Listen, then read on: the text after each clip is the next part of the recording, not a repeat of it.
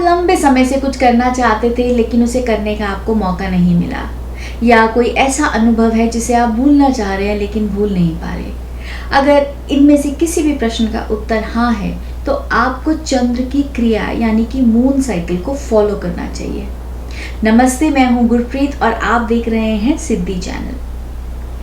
आपकी इस यात्रा में, आपकी इस जर्नी में आपकी मदद करने के लिए हम एक श्रृंखला शुरू करेंगे जिसमें मैं हर पूर्णिमा और हर अमावस पर आपको याद करा सकूं कि आपको क्या करना चाहिए।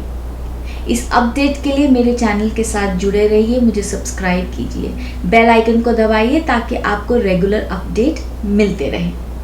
आज हम चर्चा करेंगे कि जो ये चंद्र की क्रिया है ये किस तरह से हमें अफेक्ट करती है, उसकी गति हमें किस तरह से प्रभावित करती है, पहली अमावस कब है और आप ऐसी कौन कौन सी चीज़ें कर सकते हैं जिससे आपको फायदा। चंद्रमा पर वैसे तो वैज्ञानिक अनुसार सदियों से चले आ रहे हैं, बहुत सारी रिसर्च हो चुकी है, बहुत से खुलासे हो चुके हैं और बहुत कुछ अभी जानना बाकी है। अब हम सब जानते हैं कि चंद्र के ग्रेविटेशनल पुल की वजह से हमारी भावनाओं पर और हमारे नींद के पैटर्न पे अफेक्ट पड़ता है। ये जो ग्रेविटेशनल खिंचाव है ये अमावस्या और पूर्णिमा के दौरान सबसे ज़्यादा मजबूत होता है, सबसे ज़्यादा स्ट्रॉन्ग होता है। इस ऊर्जा की वजह से बहुत सारी घटनाएं घटित होती हैं जिससे हमारे मन और नींद पे फर्क पड़ता है। यहाँ तक कि महासागर या झीलों जैसे जगहों पर भी इस चीज़ का प्रभाव देखा गया। प्रश्न ये है कि चंद्र की गति हमें क्यों और कैसे प्रभावित करती है। कुछ आंकड़ों पर नजर मारते हैं। हम सभी जानते हैं कि पृथ्वी पर लगभग 70 से 71% पानी है। मानव शरीर में 60 से 70% पानी है, यानी यहाँ तक कि हमारा जो ब्रेन है, मस्तिष्क है, उसके अंदर भी 75% पानी पाया गया। पृथ्वी में जितना भी पानी है उसमें से 97% पानी जो है वो खारा पानी है। मानव शरीर में पाए जाने वाले इतने सारे नमक में से सोडियम क्लोराइड जो है वो 0.4% के करीब पाया गया। अब उदाहरण के तौर पर 50 किलोग्राम वजन वाले व्यक्ति का शरीर जो है उसमें 2 किलोग्राम जो है सोडियम क्लोराइड की क्वांटिटी पाएगी, जो कि 40 छोटी चम्मच के बराबर है। हम ये तो जानते हैं कि खारा पानी यानी कि नमक जो है वो इलेक्ट्रिसिटी कंड्यूसिव है।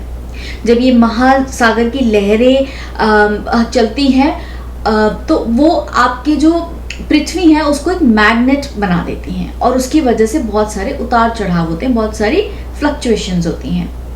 ये फ्लक्चुएशंस जो हैं यही हमारे अल्फा ब्रेन वेव्स को अफेक्ट करती हैं, हमारी भावनाओं को, हमारी नींद को अफेक्ट करती हैं। इस उतार चढ़ाव को कम करने के लिए, इसका इम्पैक्ट कम करने के लिए नमक का सेवन जो है वो वर्जित है शास्त्रों के अनुसार। इस टाइम पर आपको बहुत सारे फल, फ्रूट, ताज़ी सब्जियां खानी चाहिए जिससे आपका सोडियम क्लोराइड बैलेंस रहे। सो ये तो था इस चीज़ के पीछे का साइंस। साल की पहली अमावस जो है, दर्श अमावस्या, वो 10 जनवरी को आ रही है। संक्षेप में बात करें कि अमावस क्या है। अमावस वो है जहां पर चंद्रमा पृथ्वी और सूर्य के बीच में आ जाता है और उसका जो चमकीला भाग है वो सूर्य की तरफ होता है, इसलिए हमें चंद्र नजर नहीं आता। और क्योंकि वो एक अंधेरा होता है और जैसे जैसे वो अंधेरा छटता हम एक क्रेसेंट अर्धचंद्र नजर आना शुरू हो जाता है, इसलिए इसका नाम अमावस यानी कि नया चंद्र, न्यू मून कहा जाता है। जो अर्धचंद्र के अलग अलग पीरियड्स हैं उनको वैक्सिंग कहा जाता है। इस दिन ऊर्जा जो होती है बहुत ही कम होती है, तो आपको आलस, सुस्ती ऐसी चीज़ें आएंगी। इसीलिए आप रेस्ट कीजिए, रेस्ट करके सोचिए, विचार कीजिए, प्लान कीजिए कि आप आने वाले दिनों में क्या करना चाहते हैं। अपनी प्लानिंग को एक गति दीजिए और जैसे जैसे वो अर्धचंद्र की साइकिल पूर्णिमा तक जाएगी वैसे वैसे आप अपने प्लान्स को होते हुए देख पाएंगे। दर्शा अमावस जो है ये हमारे लिए बहुत स्पेशल बताई गई, क्योंकि ये एक तो साल की पहली अमावस है, दूसरा ये हमारे पूर्वजों को और भगवान कृष्ण को अर्पित है। साल शुरू करने का सबसे अच्छा तरीका तो यही है कि हम अपने पूर्वजों को याद करें। तो शाम के टाइम पर एक दिया या एक मोमबत्ती जलाइए उनके नाम की, उनको नमस्कार कीजिए, उनको प्रणाम कीजिए, उनका आशीर्वाद लीजिए और उनसे कहिए कि वो आपका मार्गदर्शन करें। श्री कृष्ण जिन्होंने हमें गीता दी, गीता में हर एक दुविधा का उपाय बताया गया है। चाहे आप स्टूडेंट हैं, चाहे आप कोई रिश्ता निभाना चाह रहे हैं, चाहे आप कोई बिजनेस रन करना चाह रहे हैं, हर एक चीज़ का आंसर जो है आपको गीता में मिल जाएगा।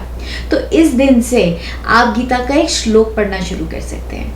अगर आप गीता नहीं पढ़ना चाहते तो आप अपनी पसंद का कोई भी ग्रंथ उठाकर उसे पढ़िए, लेकिन इतना ही पढ़िए जिसपे आप अगले 15 दिन रिफ्लेक्ट कर सके। बिकॉज जैसे जैसे आप उस श्लोक को, उस बानी को समझेंगे, अपनाना शुरू करेंगे, तो आपकी दुविधाओं, आपकी प्रॉब्लम्स के सोल्यूशन आपको नजर आने शुरू हो जाएंगे। अब हम सब जानते हैं कि अमावस पे हमें क्या करना चाहिए, हमें मेडिटेट करना चाहिए, हमें प्राणायाम करना चाहिए, लेकिन और ऐसी कौन सी चीज़ें हैं जो आप कर सकते हैं जिससे कि इसका इफेक्ट जो है आपको पूरा मिल सके। एक तो पानी का सेवन बढ़ा दीजिए, पानी ज़्यादा पीजिए, नमक का सेवन कम कीजिए, ताकि नमक अगर आप बिल्कुल ना लें उस दिन तो ज़्यादा अच्छा है, आपकी नींद जो है वो डिस्टर्ब नहीं होगी, आपको अच्छी नींद आएगी।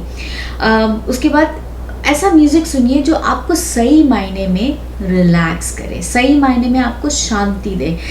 एक जर्नल शुरू कर सकते हैं आप लिखना, जिसके अंदर लिखिए कि आप अपने जीवन में क्या मैनिफेस्ट करना चाहते हैं, लेकिन इस इरादे के साथ कि चाहे कुछ भी हो जाए आप इसे पूरा करेंगे। यदि आप किसी बात से परेशान हैं या किसी का व्यवहार आपको बुरा लग रहा है, इसे भी लिखें कि आप कैसा महसूस कर रहे हैं, कैसे आप इसको बेहतर बना सकते हैं, ऐसा क्या है जो आप करें जिससे अगले को भी अच्छा लगे और आप भी इस चीज़ से छुटकारा पा सकें। अब अपनी इच्छा को हम ज़्यादा अच्छे से और मैनिफेस्ट होते हुए देखना चाहते हैं, तो हम एक काम कर सकते हैं कि हम एक कागज़ के टुकड़े पर अपनी इच्छा लिखें। याद रखिए, आपकी जो इंटेंशन है, आपका जो इरादा है, वो इस इच्छा को पूर्ण करने का होना चाहिए, चाहे कुछ भी हो जाए। अब इस पीस ऑफ पेपर को आप एक गमले में दबा दीजिए। गमला वो हो जिसके अंदर प्लांट, आप ऑलरेडी एक प्लांट है, छोटा सा हो। अब इस प्लांट को आप पालिए, से पानी दीजिए, इसका पोषण कीजिए, और जैसे जैसे वो प्लांट बड़ा होगा वैसे वैसे आप अपनी विश की फुलफिलमेंट होते हुए देखेंगे।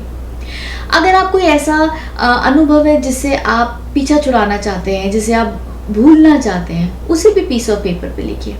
अगर तो आपके आसपास पानी की सुविधा है तो ठीक है, नहीं तो आप इस पीस ऑफ पेपर को जला सकते हैं। जलाते समय आप अपने सारे बुरे इमोशन जो हैं उसके अंदर अग्नि को अर्पित कर दीजिए, नहीं तो आप इसे पानी को अर्पित कीजिए। पानी को अर्पित करेंगे तो ज़्यादा बेहतर रहेगा।